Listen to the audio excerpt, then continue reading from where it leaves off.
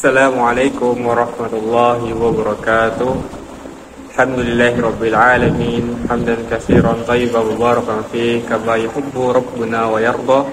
Asyhadu an la ilaha illallah wahdahu la syarikalah wa asyhadu anna Muhammadan abduhu wa rasuluh. Allahumma shalli ala Muhammad wa ala ali Muhammad. Rabbi shrah li sadri wa yassir li amri wahlul 'uqdatam min lisani yafqahu qawli. Pemirsa penonton channel YouTube HRTI yang insya Allah dirahmati oleh Allah Subhanahu Wa Taala, kembali lagi bersama kami dalam sharing kajian seputar Islam bersama HRTI. Kali ini kita akan membahas sebuah alur kehidupan yang mungkin seringkali kita hadapi dan setiap manusia akan menghadapi alur seperti ini. Ya. Mungkin teman-teman pernah nonton superhero atau nonton anime gitu, anime seperti One Piece atau Naruto gitu kan misalkan. Di anime pun sebenarnya kurang lebih hampir sama cerminan plot ceritanya dengan kehidupan nyata. Ya. Banyak dari anime tersebut termasuk One Piece ya. Kalau kita lihat, Luffy sebagai karakter utama itu adalah seorang yang bisa dikatakan from zero to hero gitu. Ya, kita tahu bahwasanya pemain utama itu pasti berawal dari titik nol usahanya gitu. Maka dia berlatih, berusaha, dan di dalam perjalanannya tidak sedikit ujian-ujian yang dia terima gitu kan. Hingga akhirnya Luffy dan Naruto pun bisa jadi hero gitu. Bisa jadi sekuat sekarang. Apa yang mungkin di episode terbaru di One Piece, Luffy sudah mulai awakening ke Gear 5 seperti itu, yang sedang hype-hype-nya. Nah, kalau misalkan kita lihat dari Gear 5 Luffy ya, kalau kita nonton ya, pemicu dari Gear 5 ini muncul, kalau kita lihat kembali adalah karena Luffy dicurangi oleh seorang intelijen pemerintah dunia ketika itu. Ya, dia secara sengaja untuk menjatuhkan Luffy gitu, menyakiti Luffy ketika Luffy ingin menyerang Kaido gitu. Nah, maka Luffy tersakiti dan pukulan Kaido pun tembus ke kepala Luffy. Nah, teman-teman, sebenarnya kehidupan ini kurang lebih hampir sama alur kehidupan kita dengan alur ke cerita dari serial-serial anime yang mungkin kita nonton gitu kan. Dari pemain utamanya yang biasa-biasa saja, lalu kemudian diterpa banyak masalah, diterpa banyak ujian, lalu kemudian dengan ujian-ujian tersebut dia menjadi lebih kuat dan menjadi lebih hebat seperti itu. Lalu barulah dia menjadi hero seperti itu, lalu menjadi pahlawan. Kalau kata Ustadz Anies Mata, pahlawan itu datang di saat-saat kritis seperti itu.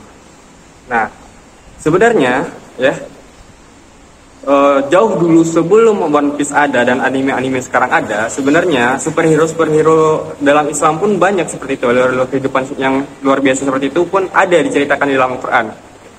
Ya, jadi jangan sampai kita hanya kenal dengan serial anime One Piece yang ceritanya sebenarnya udah pernah diceritain sama Al-Quran gitu. Ya, bahkan para nabi-nabi pun kebanyakan seperti itu ceritanya, dari orang yang biasa-biasa saja gitu kan. Lalu banyak ujian dan akhirnya diutus menjadi nabi dan menjadi orang terpilihan oleh Allah Subhanahu wa taala. Di Al-Quran ada satu surah yang Allah khususkan, Allah turunkan kepada Nabi Muhammad SAW.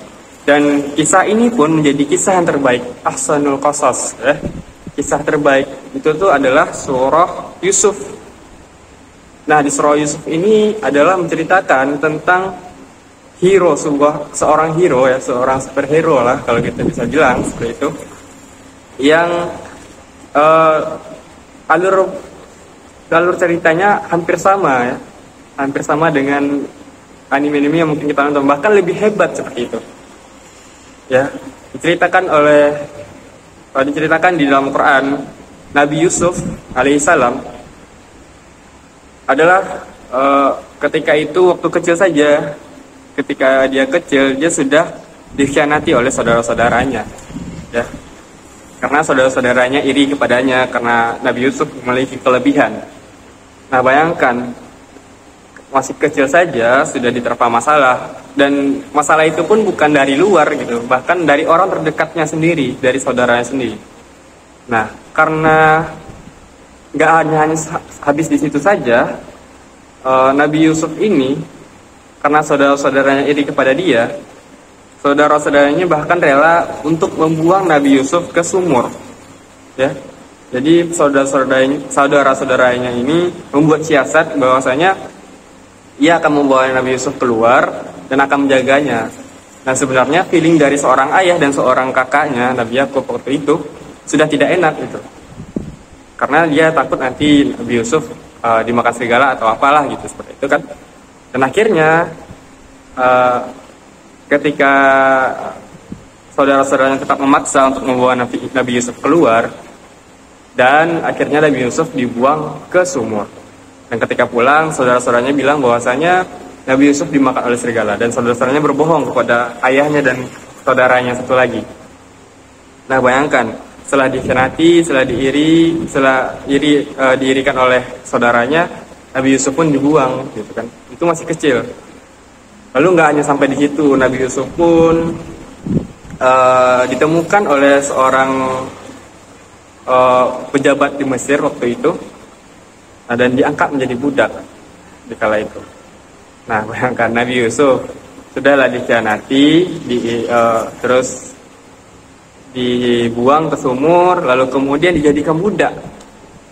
Nah, ketika dijadikan budak, dirawat dan diasuh, lalu Nabi Yusuf pun beranjak remaja.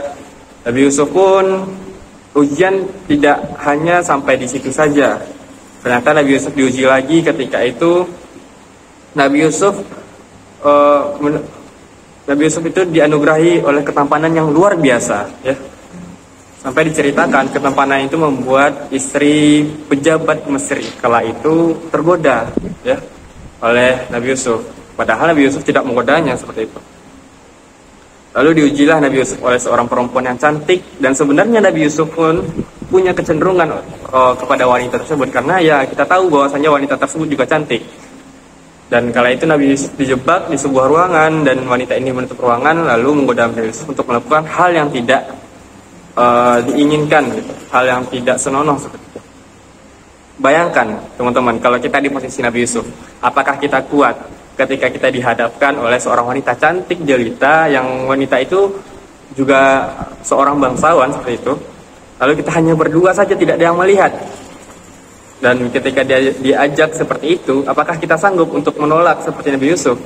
Nah, Nabi Yusuf karena ada iman di hatinya, ia sanggup menolak itu karena ia lebih takut kepada Allah Subhanahu wa taala. Padahal Nabi Yusuf juga ada kecenderungan kepada wanita tersebut. Masya Allah. Nah, Nabi Yusuf diuji lagi keimanannya oleh Allah Subhanahu wa taala. Tapi Nabi Yusuf berhasil melewati itu. Tak hanya sampai di situ ujian Nabi Yusuf yang beliau dapati.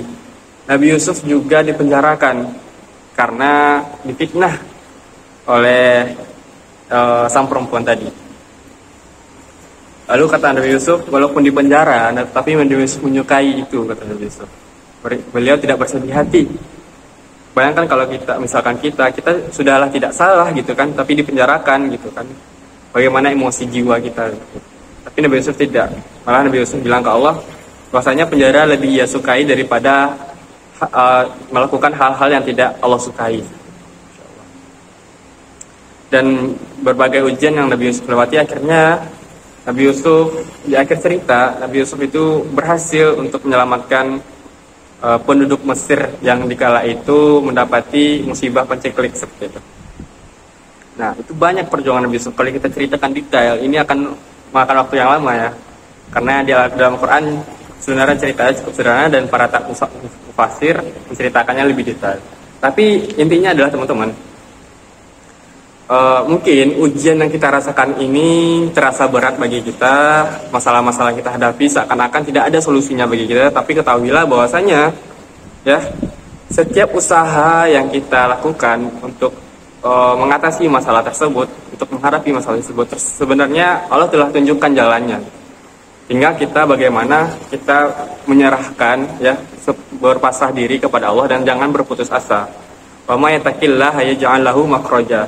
Barang siapa yang bertakwa kepada Allah, maka akan Allah tunjukkan jalan keluarnya, kata Allah.